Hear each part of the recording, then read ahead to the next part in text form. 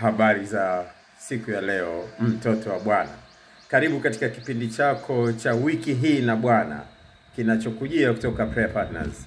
Karibu katika wiki hii. Tunamshukuru Mungu kwa ulinzi wake na kwa jinsi alivyotulinda hadi siku ya leo ya Jumatatu. Ametupatia tena wiki nyingine ya kazi.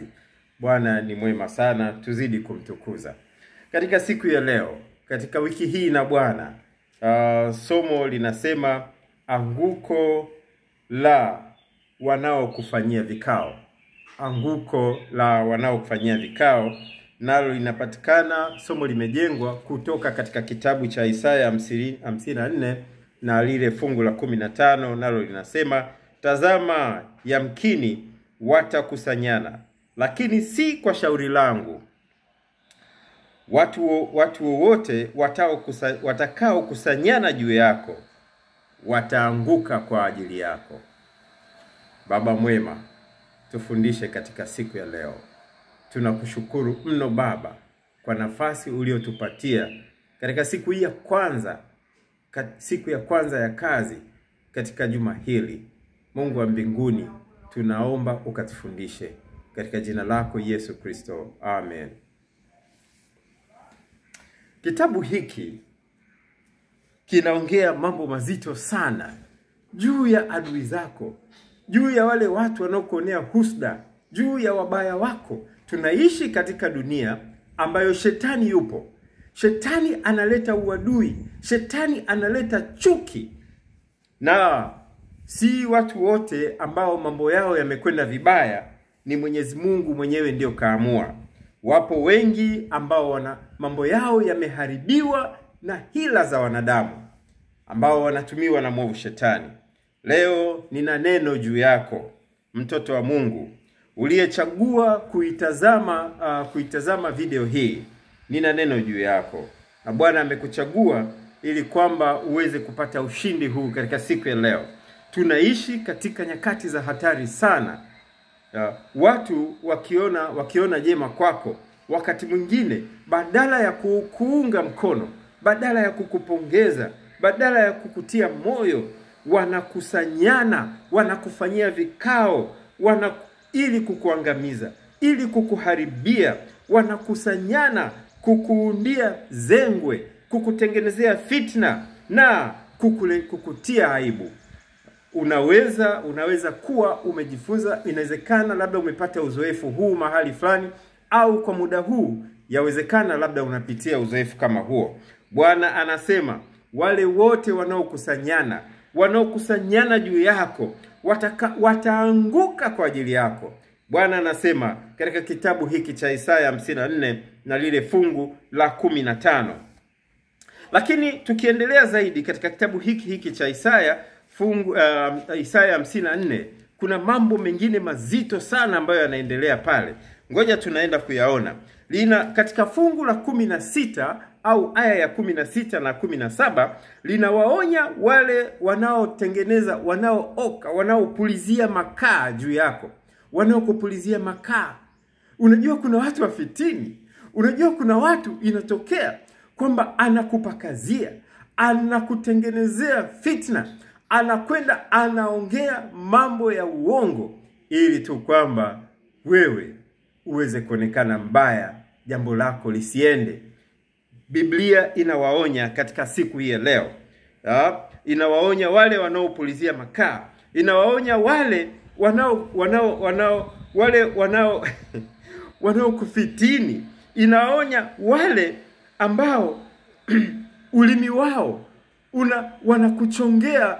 Biblia inasema kila ulimi utakaoinuka juu yako, wewe utauhukumu kuwa mkosa. Katika fungu la 16 tunaona hilo. Kwa mtoto wa Mungu, endelea kumtaka Mungu wa mbinguni. Endelea kumtaka yeye pamoja na nguvu zake juu yako wewe. Endelea kutafuta uso wa Bwana siku zote pasipo kukata tamaa. Yawezekana wakati mwingine mambo yanaweza kuwa magumu sana. Endelea kutaka uso wa Mungu pamoja na kutafuta uso wake, kumtaka Bwana. Endelea kumtaka Bwana na nguvu zake na kuutafuta uso wake siku zote. Yule punda alishangiliwa. Mnakumbuka yule punda ambaye aliingia Yerusalemu akawa anashangiliwa, anapigiwa vigelegele. Leo katika TBC asubuhi ya leo ya Jumatatu nimemuona mtangazaji mmoja akisema kwamba timu ya Simba itakapokuja baada ya kupata ushindi, itakapokuja Tanzania Dar es Salaam, anasema kwamba watandikiwe kanga, watandikiwe nguo, wapite juu ya kanga, juu ya nguo, kuonyesha kwamba ni mabingwa, kuonyesha furaha, kuwasifia, kuwatia moyo.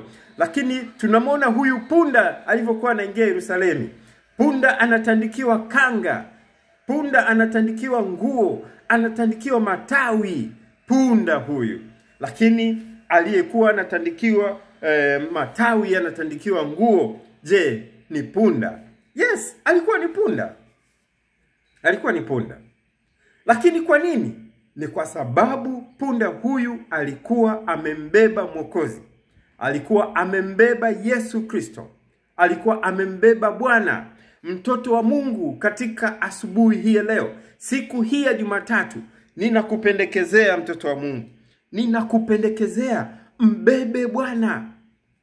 Mbebe Bwana Yesu. Kama yule mwanapunda alivyokuwa anatandikiwa kanga, wanapita, punda anapita juu ya kanga, anapita juu ya nguo. Nimeona siku moja mbunge mmoja, wamama kule kusini, wamama wamelala, yule mheshimiwa mbunge anapita juu ya migongo yao, anawakanyaga, anakwenda. Hapa punda huyu tunamuona anatandikiwa kanga, anapita anashangiliwa, anapigiwa vigelegele. Ni kwa sababu alikuwa amembeba Bwana Yesu Kristo.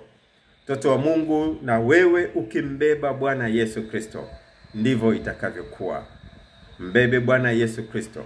Ndio maana tunaambiwa tumtake Bwana pamoja na nguvu zake na kuutafuta uso wake siku zote.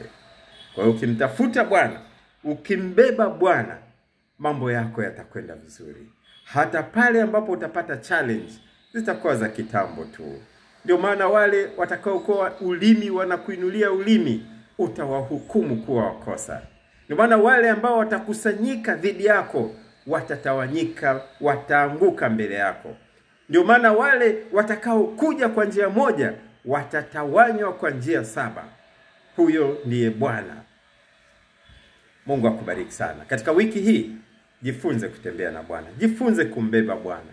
Kama yule punda alivyombeba Bwana, akashangiliwa mpaka na kanga akawa anatandikiwa, basi na wewe mbebe Bwana.